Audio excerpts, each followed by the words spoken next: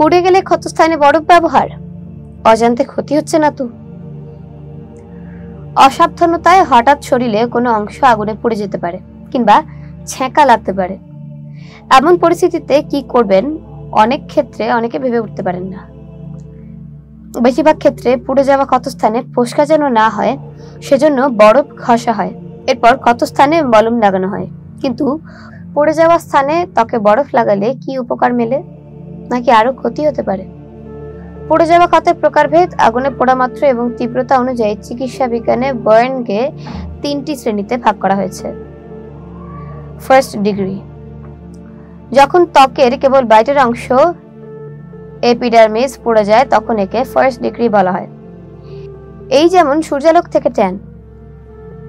এই ধরনের পোড়ার কারণে কখনো কখনো ত্বকের উপর জ্বালা সৃষ্টি হতে পারে। সেকেন্ড ডিগ্রি, এক্ষেত্রে ত্বকের ভেতরের অংশ ডার্মিস পুড়ে যায়। এ ধরনের পোড়ার ঘটনাকে ত্বকে প্রচন্ড জ্বলুনি হয় এবং বড় আকারের ফোসকা তৈরি হয়। থার্ড ডিগ্রি, এক্ষেত্রে ত্বক কালো বা সাদা আকার ধারণ করতে পারে। পরিস্থিতি খারাপ হলে ত্বকের নিচে ফ্যাট এবং হাড়ও পড়ে যেতে পারে। এই ধরনের ঘটনায় রোগীকে দ্রুত হাসপাতালে নিয়ে যাওয়া উচিত। পুড়ে গেলে বরফের ব্যবহার, বরফের উপস্থিতি ক্ষতস্থানের জ্বালাভাব কমায়, পাশাপাশি সেখানে ফোসকা তৈরি হয় না। তাই প্রাথমিকভাবে বরফ ব্যবহার করলে পোড়া স্থান উপকার পাওয়া যেতে পারে।